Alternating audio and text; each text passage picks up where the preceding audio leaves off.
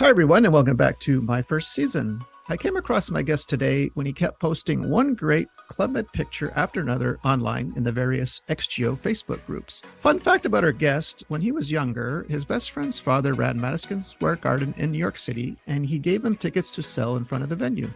He saw amazing concerts from 71 to 76, such as Wings, Led Zeppelin, and Pink Floyd, to name but a few. And if you know me, then you know I have got to talk to him about that. His first season, however, was in 1979 in Club Med Martinique as a snorkeling picnic GO. Oh boy. Considering he was the picnic GO in Martinique in 79, I will attempt to not ask many questions about that. All in all, he worked for Club Med from 79 to 88. So please help me welcome from beautiful Arizona, the one, the only Gary Sirota. Hey, Gary, how are you? Hi, Greg. Good morning. All right. Thanks for being here. Yep. Actually, I was in club till 90. 90? We'll get into that because you did a bit here and there, right? Yep. Okay. They bounced me everywhere. Okay. All right. So you know how we do here on this show. I did mention that interesting part about Madison Square Garden, so I'd like to hear that. So I am assuming you grew up in New York City? Yep, Brooklyn, New York. Brooklyn. Okay. What do they say about Brooklyn? You guys have a motto there? Forget about it. Okay. All right. No sleep till Brooklyn, right? All right. No, that's the, what do they call it? Who was that group again? That was Beastie Boys? Beastie Boys, yeah. Okay. So I got to know about this. Now I'm assuming you weren't scalping, like you were just trying to sell tickets. No, I was a scalper. Oh, you were? Okay. I was trying to let you off the hook there. Okay. No, it was all good. No, yeah. Well, I'm sure you say scalper, but I'm sure, like, I'm pretty sure that the tickets back then, if we're talking 70s, were ridiculously cheap. I'm imagining, right? Like for a Led Zeppelin concert, what was it? $12. Oh my God. Okay. $12 for, and we had the tickets we sold were first row, second row, third row.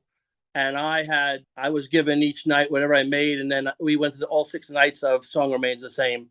There was a 6-night thing in the garden for them. And I had front row and second row every night. It was pretty amazing. Best thing I ever done in my life concert wise. Well, yeah, you saw them all in their prime, right? Oh my God, the best. And then Aerosmith opened up for Black Sabbath. I had third row for that. Those tickets were like $6. I even have the ticket stubs. Oh, you do?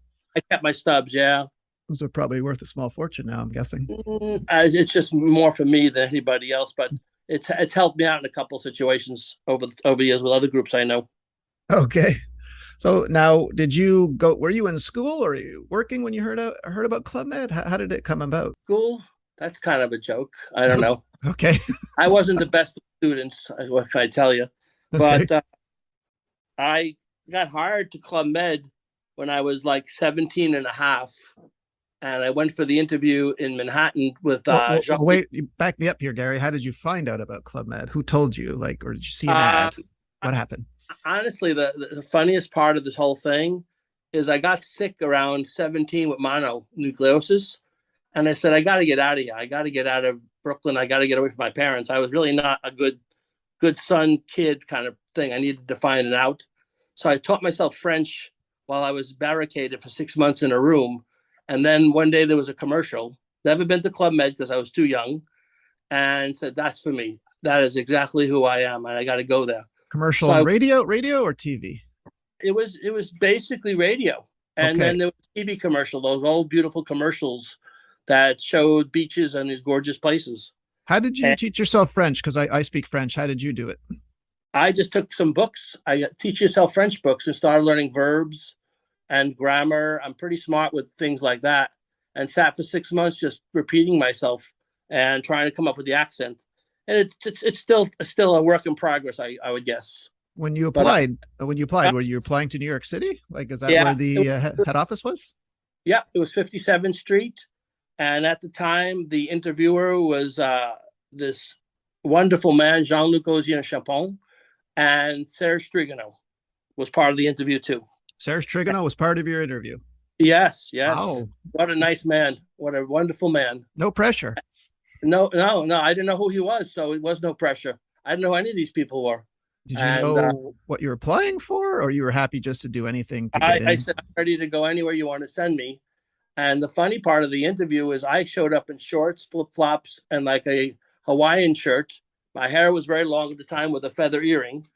And everybody was wearing suits applying for the job. And I told this one guy, I said, "You're not going anywhere. You're not looking like that." So I figured that you had to look like a GO to be a GO. I Yes. walked in, interview lasted maybe 15 minutes.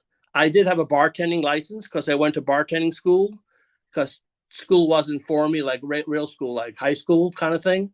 So I got a degree in bartending at the bartending school before I went down to the interview. That's an interesting part of the story too. But and then they said, "Could we send you to Martinique when you turn 18, which is in 2 months?" And I said, "I'm ready to go now, but yes." And my father signed papers, and I left 2 months early before I was even 18. I was 17 and 3/4 when they hired me, as long as my father signed off on the papers to let me go. So they sent you 17 and a half to Martinique as a snorkeling picnic geo. This is true, right? This Okay. is true. This is very true. Yes. And you didn't really know about the reputation, I'm assuming, of that I Club Med. figured it out when I got there. I made friends, and I figured it out real quick. Okay. So, Did it come up in your interview that you spoke French? I told them I was learning, and they said you'll learn more as you go along. It's once you're embedded, it gets easier. And they asked me some questions in French, and I was able to answer. And they said that's pretty amazing considering you never heard the language before.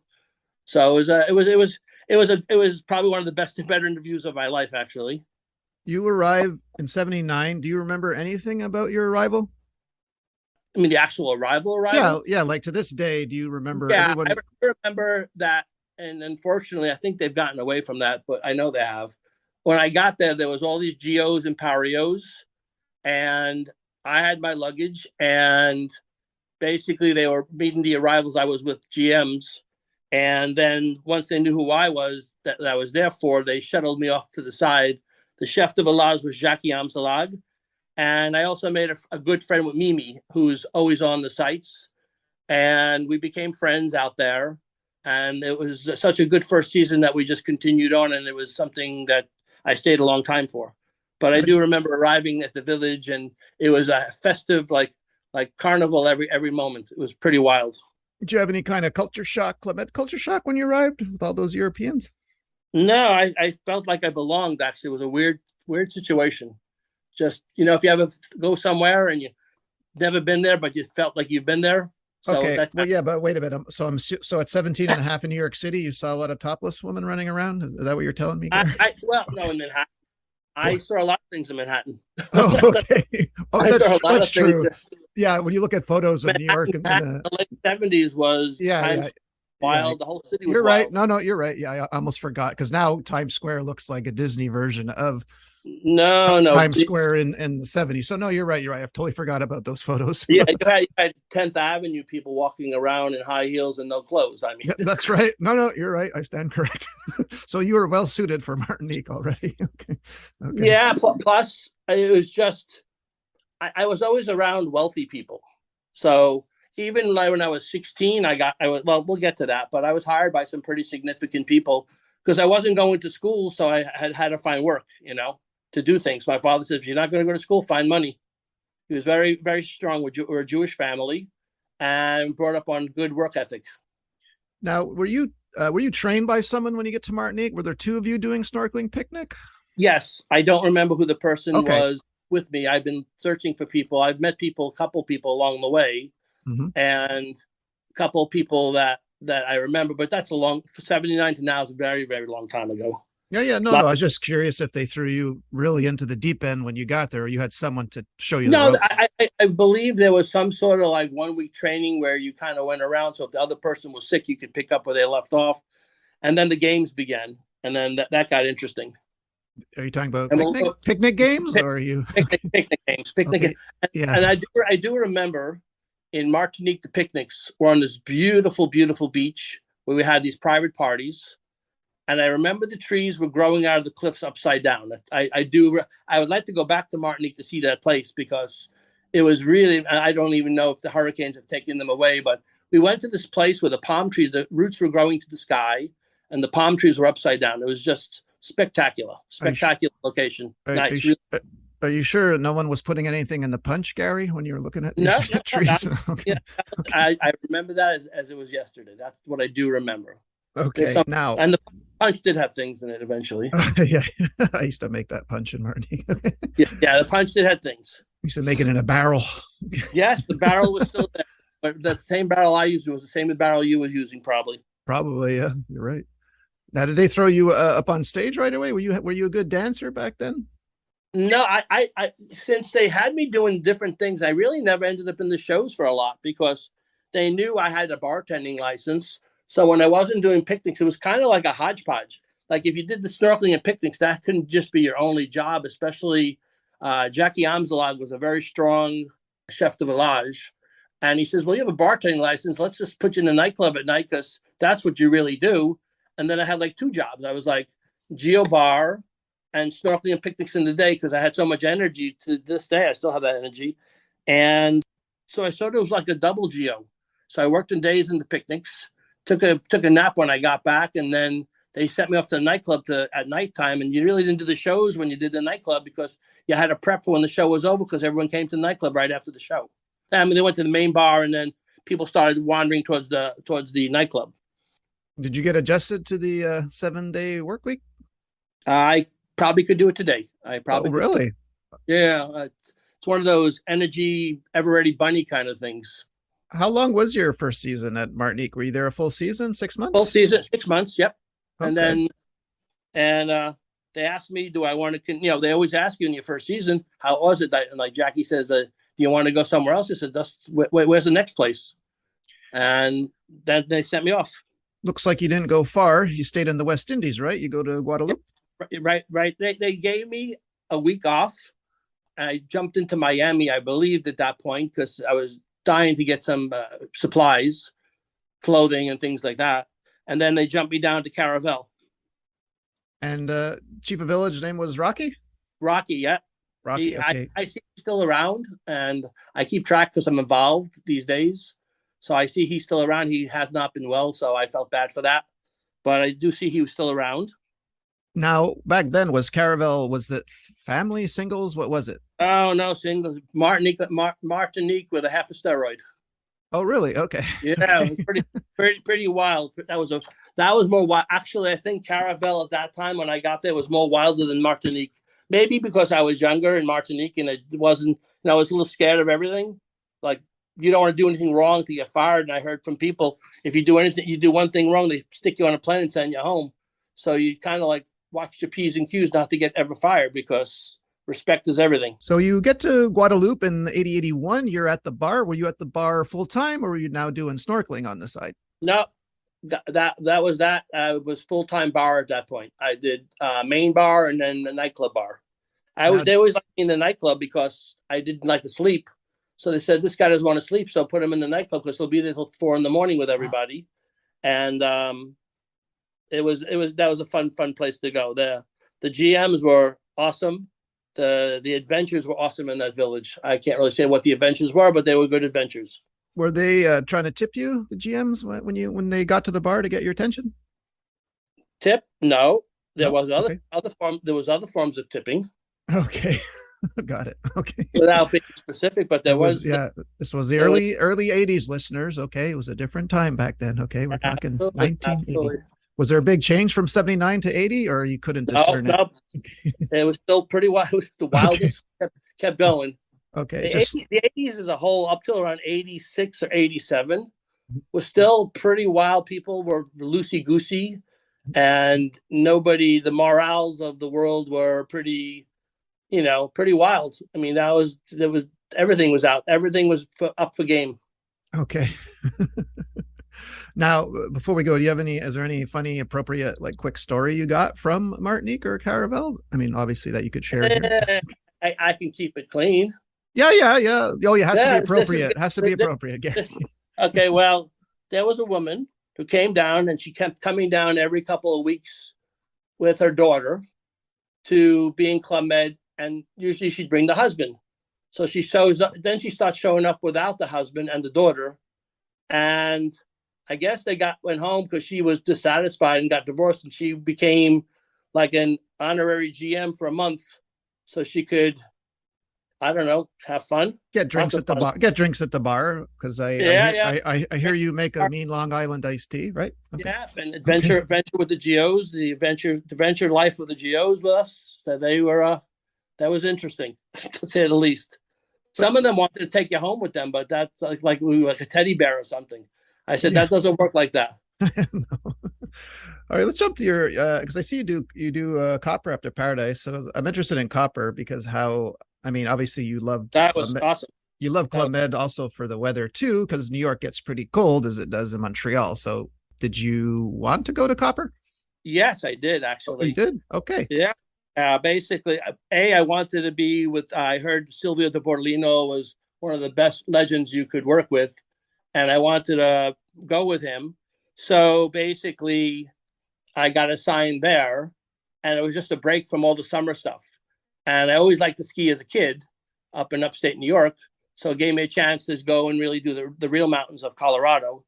And it was also a way of actually being in some sort of semblance of society where there's a store down the street or a supermarket or something, not like in, Never Land.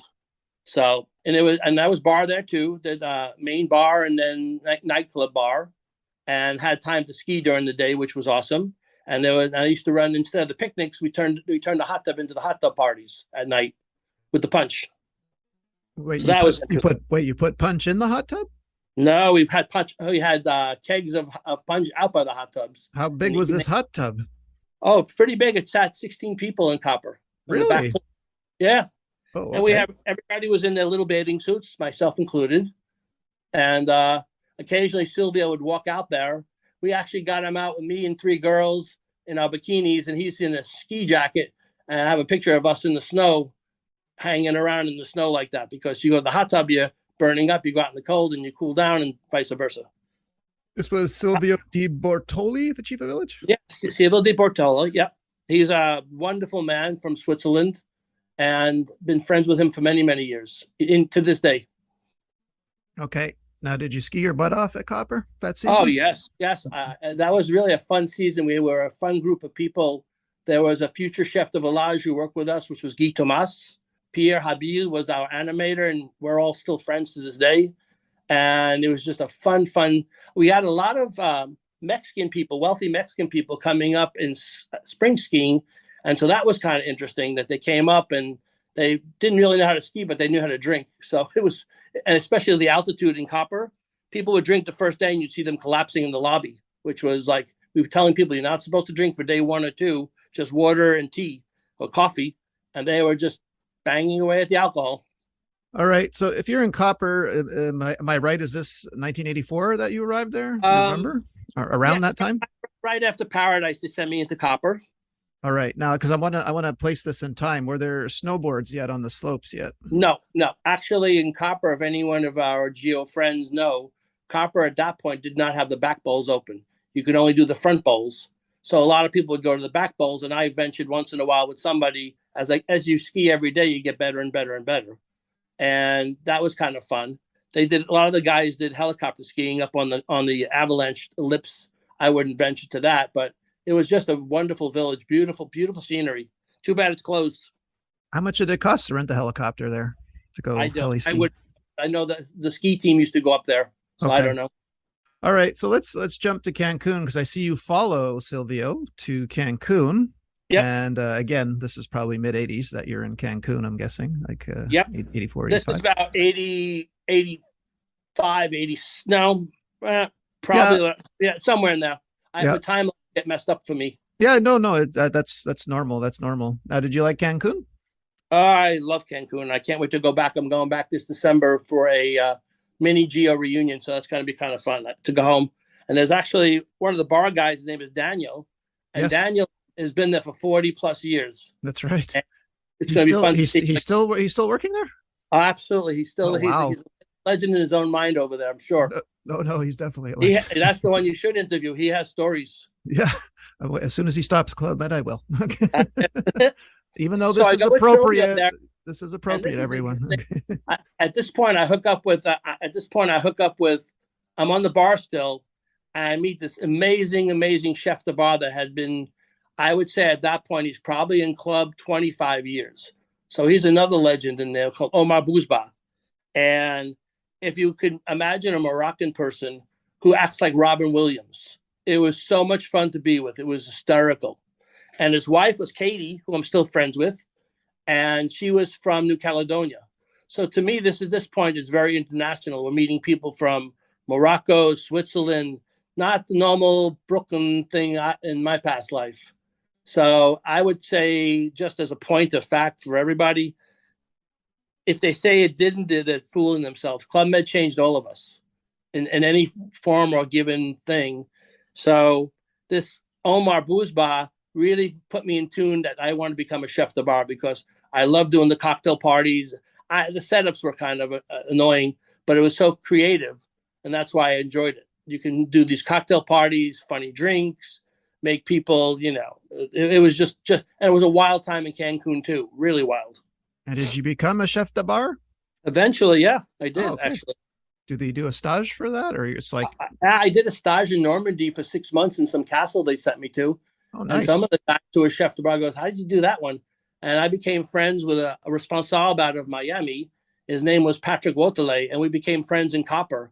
And he says, "You're really good with the bottles and flipping them, and people love you at the bar." He says, "You need to become chef de bar eventually."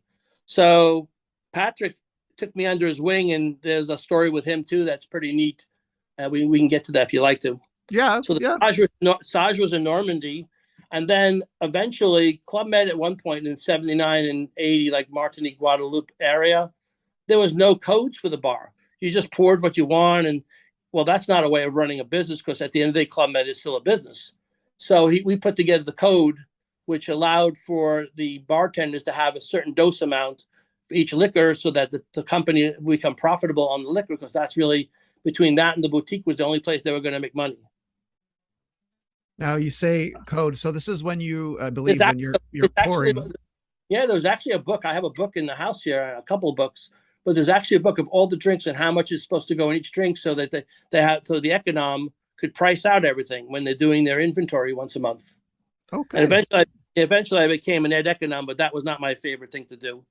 So I always did ed econom in the day and geo bar at night because I needed that interaction with people.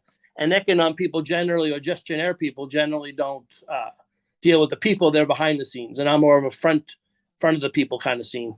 So you had to probably deal with a lot of suppliers is at Econom, right? Yeah, they were trying to get me to the point of being an econom or a gestionnaire or something with money and things like that. I just didn't enjoy that very much, so I went back to the bar. Okay. All right, that's good. Eh? I mean, being chief at bar, I guess it's a pretty good Yeah, job, I got to that by the time the end of my career. Yeah, along the way, I was just head chef to bars and stuff like that, and ran nightclubs and things like that. But the chef de bar came towards the end of my career. All right. And after Cancun, you go to Magic Isle, Haiti. Oh my God, what a place! What a place! Another one that should still be open, but unfortunately, it isn't. Yeah, I hear that it was very beautiful Oh, resort. the beach was magnificent. The island, we used to do the picnics. I used to tag along for the picnics because I knew I did the picnics in Martinique. So when I was free in the day, I used to tag along, go over to Gonaïves, which was the island off of Haiti, and that's where the picnics were given. And I partaked with helping do the punch and serving people, and I did whatever to make people happy there. Because and the chef de village is like that. I was a multi-purpose type person. Now, yeah, your chef de lage was Jean-Pierre Bernardi. So when you met him, did he say, "Look, Gary, don't do the picnics like you did in Martinique here," or No, is it no, different different rules? Okay, no. This was around 80 in the 88. mid 80s, and everything was still game.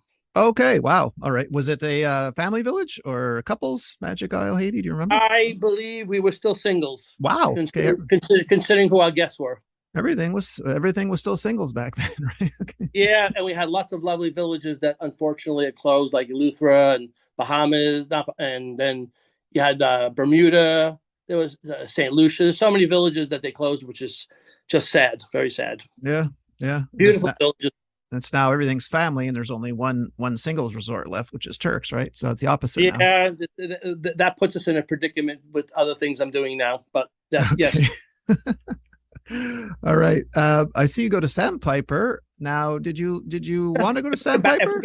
If we back up for a second Yeah, to sure. Haiti, a Yeah. good Haiti story. Oh yeah, And yeah, please. I have tons of Haiti buddies, and they all know this happened there. So it was like you have to actually, and actually, I got a picture to prove it. Thank God. At some point, the rock stars started showing up in Haiti often, very often. Especially David Lee Roth. He had an affinity for Haiti for some reason, and David Lee Roth of Van Halen fame was there as a continual visitor over the time. Pat Benatar showed up, and then the Penthouse Models with Bob Guccione and Joe Brooks start showing up in the village too. So that creates a different vibe for sure, definitely for sure. So Wait a minute. that was You're saying very you had Diamond Dave and Penthouse yeah. playmates? Put the two of them together in the same week. It was pretty wild. Pretty. Yeah. I could tell. Yeah, it sounds like someone's going home in a body bag. Okay. Okay. Actually, the guy Joe Brooks from Penthouse Magazine, me and him became friends, and he kept following me around to villages with some of the girls. When I got to New York, I went to lunch with a couple of the Penthouse people, and I wasn't married at the time, so it was kind of fun to be in that circle of people and meet Bob Guccione, and his entourage was different than the entourages that people think of these days. So, how does someone like Diamond Dave, David Lee Roth, like what does he do? Does he do the activities? Does he go to water aerobics, or does he The keep to himself? the funniest thing is we made him an honorary GO when he came sometimes. We stuck him in a Pario, and he'd do the arrivals with people, and people say, "You look like David Lee Roth," and he goes, "No, they hired me because I look like that guy, but no, it's not me." Oh And he would wow. just hide behind that scenario, and then people started figuring it out who he was really him. Especially when he stopped doing music at nighttime or singing and stuff like that. Oh, he But he would was, he would sing. yeah, yeah. One night he got drunk in the nightclub, so it was interesting to have him around. Okay. I actually had a chance to spend some time with him because I was one of the few Americans in there, and he didn't speak French, and he liked to go bike riding. Because that's how he worked out. He's a third black belt in karate. Yeah. So I used to take bike rides with him. It was very interesting just to go to around the villages, around the not too far away, but just down the road. And I felt safe to be with him because if anyone attacked us, we have him, which That's is right. That's yeah, right. third black belt. He's a walking killing machine. Yeah. If you've never seen the video Jump, I urge you to check No, it he out. really Check out his moves. he actually is really a powerful karate guy. He really Yeah. is. Oh yeah. No, no, he's legit. Yeah, I've always known that about He's him. the real legit. He's totally legit. All right, let's get into Sandpiper. Now, did you Sure. want to go there? Because I see they sent you there twice. Did you like it after a while Yeah. because you got to Actually, buy whatever you wanted? yeah. Back to actually supermarkets and back to you know just being closer to home, picking up a phone and calling mom and dad, that type of thing. Having friends, easier for friends to come visit because they could just jump down on a plane and come down for a couple of days. So that was kind of nice. And by that point, by the first time in Sandpiper, I was an Ed chef de bar, and the second time I got in there, I was chef de bar. So it was easy to go back. It's easier if you're a chef de bar to go back to a place because there's a kind of a groove that goes with the place, and it was just kind of nice. Yeah, and And you worked with two chiefs whose names often come up on this show: Ben Bluznina and Jose Aliel. Correct? correct. Yeah. Yep. Ben was there twice, so Ben is awesome. Ben, I mean, he was just. I was trying to get to the Paris meeting for the 75th anniversary, but I have issues at home that didn't allow me to do that. But I did send my regards to him, and you'd think he would forget. And he goes, "Oh, Gary, definitely send my regards to him. I'm glad he's doing well, And him and Lily are still around in the south of France, and not really. I spent some time with him. He actually one of my Cancun seasons was with him too. So he was part of. He always, if you did good with these chef de villages, they requested you. Was he? You talk about that? Yeah, that 75th reunion. I've seen the photo. So was he one of the ex chiefs on stage there in those Yes, photos? them with Jose was on stage, Oh, okay. and yeah, And also Gino Andretta, I think too. I think I saw yeah, him. yeah, and Merdu was on stage as well. Oh, okay, so you were trying to get out to go to that. I was buzzed, but I have some things going on, as you and I had spoken Yeah, offline, my family. So that's right. Anything wild happen in Sandpiper? Now I'm assuming Sandpiper was a family village, Gary. Don't tell me yeah, it was singles. Okay. now we're the family village, Okay. but when the kids go to bed at night, the families turn into the singles again. I guess They I don't know. do? Oh boy. Yeah, Okay. it was interesting to say the least. But at this point, you get to a certain level, and you are now in management, and you have to be more careful about who you go with, what you do with them, what you say to them. You have to be more careful. That's all I could say. Okay. Okay, good. But you got to remember, in any environment, during the day you go to work, people are nice and normal, and they do their sports, and they get a couple of drinks in them at night when the kids are at bed, and then they get wild again. Yeah. Because we're still in the 80s. Remember, we're Yeah, still in the 80s. that's right. You're probably late 80s, but still 80s nonetheless, right? Yep, and music was still rocking, and people were partying, and it was still there. And that's where I believe you left Sandpiper to do your stage in Normandy, correct? Correct. I was an head chef de bar at that point, and went off to Normandy at that point. All right. And did you learn anything on that stage that you didn't already know? The Club Med way of really, when you're just a bartender, you pour your drinks, you take the beads, because at that point we were still doing Collier bar, and you just take your beads and and get people drunk and fun things and do shots. And I really enjoyed in most of the villages doing the cocktail tables, which they got away from that too in the villages. And for lots of things they've gotten away from lately. We used to have a cocktail table in front of the restaurant where people could buy drinks like pina coladas or mai tais or Long Island iced tea, like you said, and in Pario and flour and the whole geo experience. And that was always fun. So when you're a geo bar, you're fun. Once you become chef de bar, you're looked upon respectfully. So you got to kind of like say, will this work? Will that work? Is this going to make money? Is that not going to make money? Is this going to insult people? Now we're getting to the late 80s that you got to be careful. Are you insulting people? Are you doing something that's going to make them uncomfortable? So, at that point, you have to be very careful about your position, especially if you want to work your way up the ranks even further, which I thought I would till, but that's everyone's dream, is to go further up the ranks if you're in Club Med that long. Can I ask you a dumb bar question? Sure. Because I used to always get stressed over the champagne pyramid. In all your years at the bar, did anyone ever knock over the champagne pyramid by accident? Yes. Really? Oh boy. Yes. Was it the Chiva Village? No. Oh, okay. Once it was the chef de bar. We were on the last glass. Yes. And somebody was yelling at someone, backed up, and the whole pyramid came down, and so it sounded like the 30-second crash. Okay. That was in Cancun when with Silvio. So it is as awful as I imagined.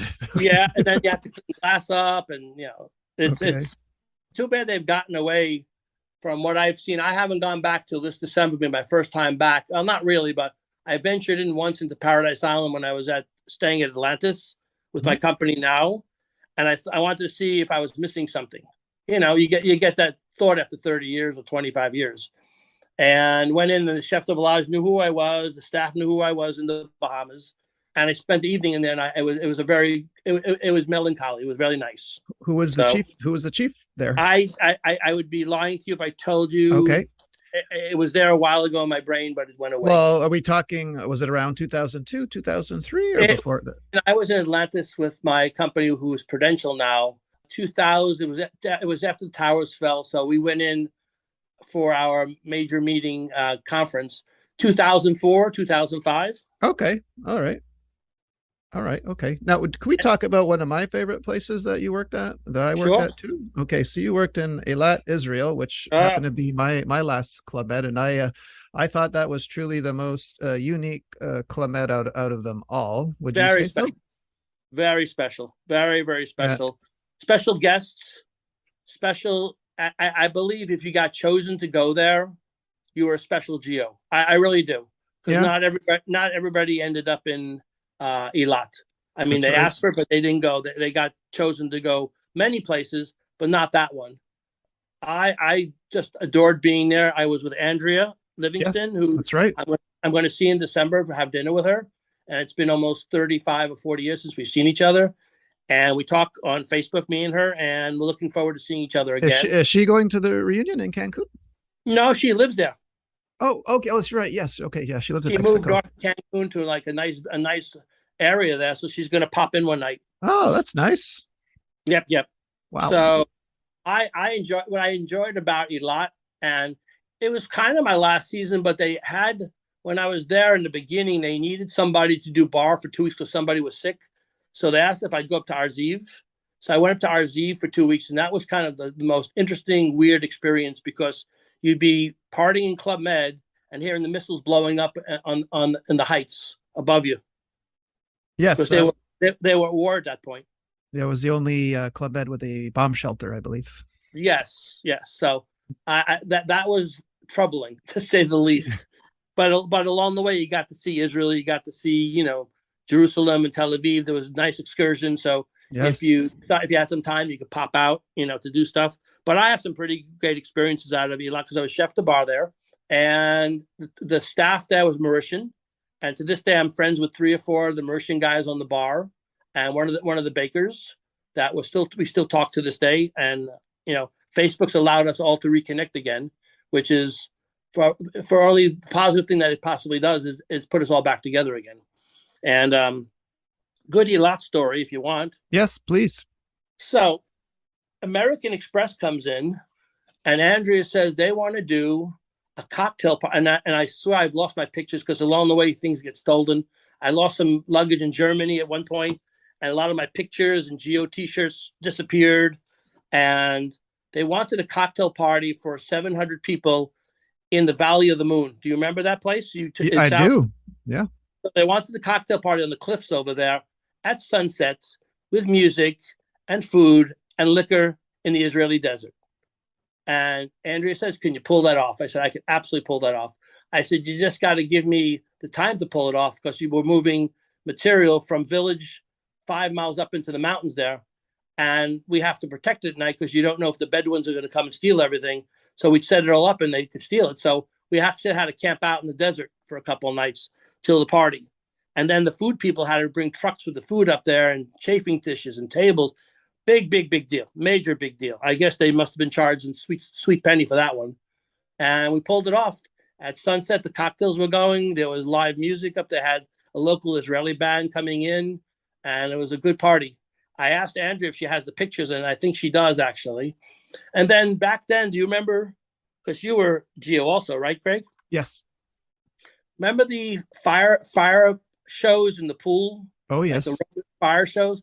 I got involved in that because that was interesting enough for me to get involved in that kind of thing with the fire and the pool. I dug that stuff. So I was part of that stuff too. And those pictures with somebody.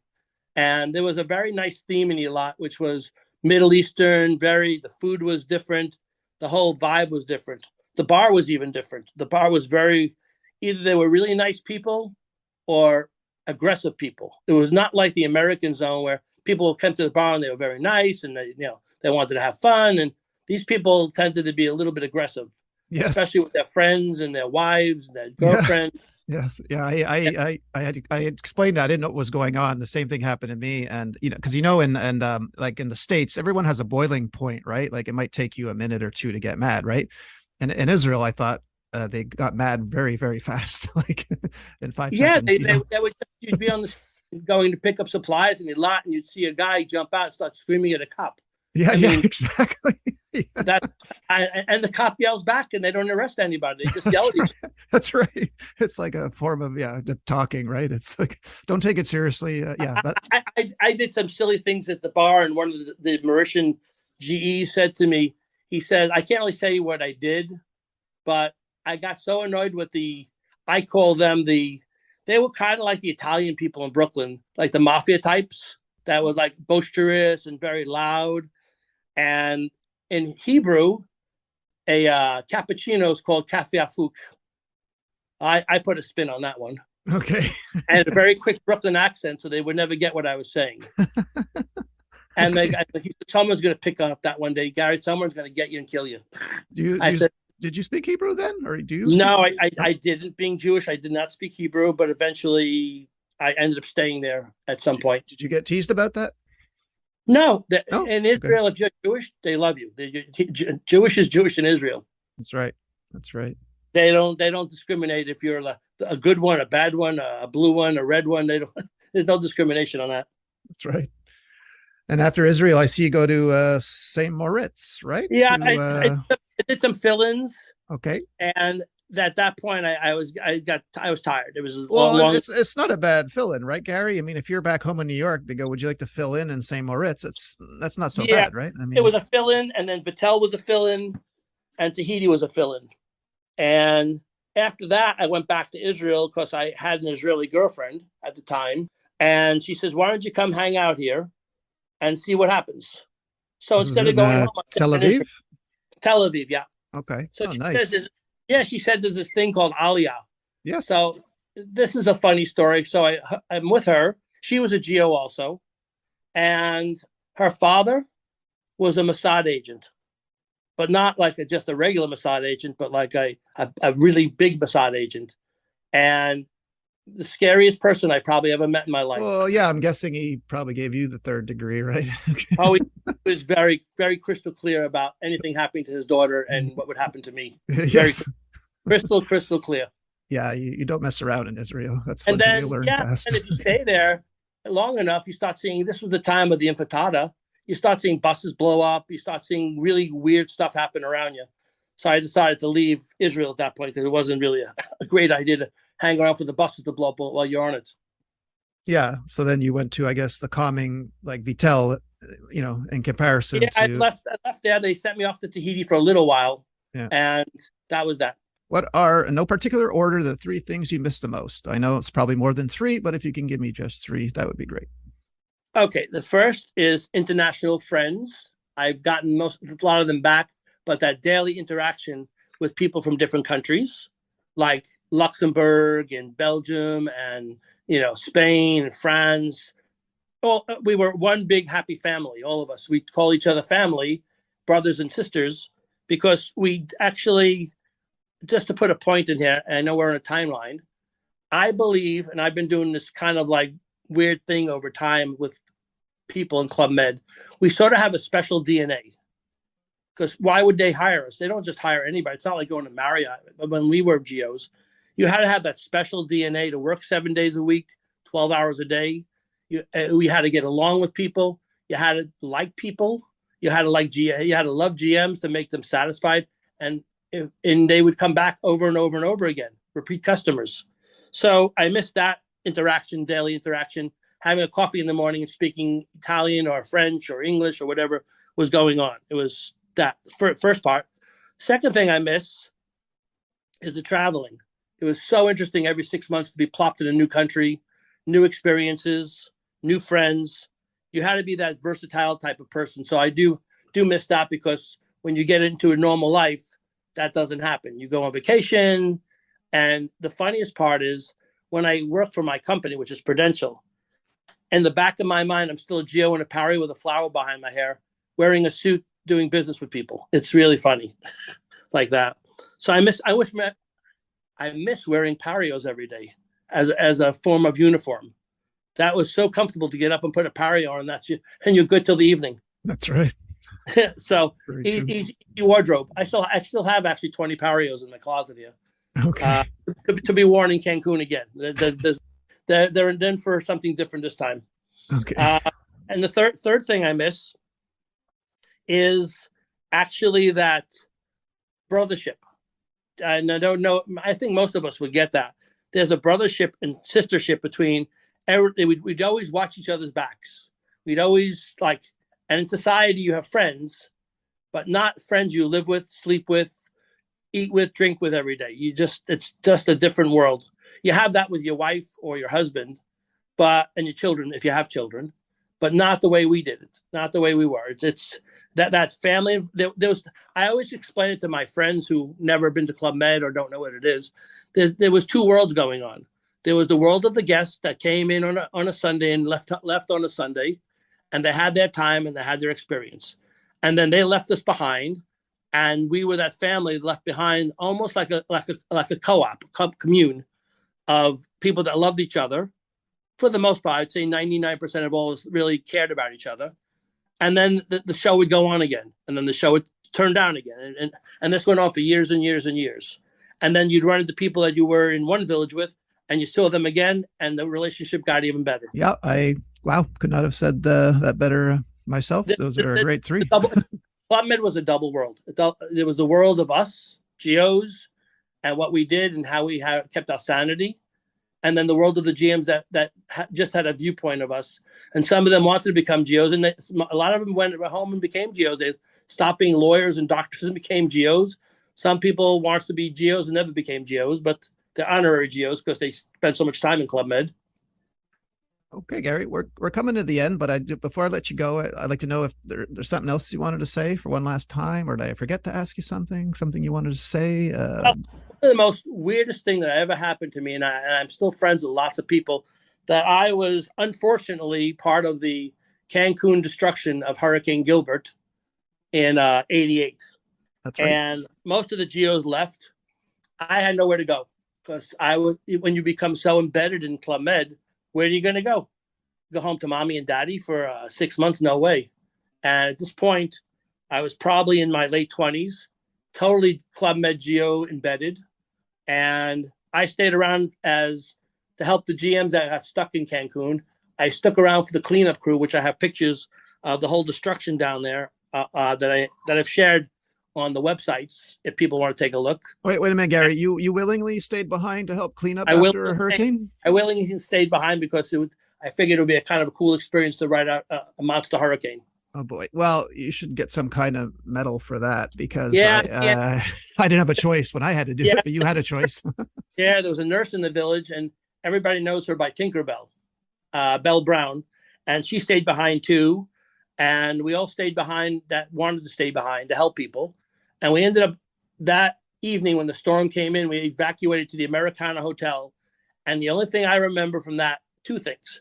We were hearing boats literally flying in the air and slamming into the hotel.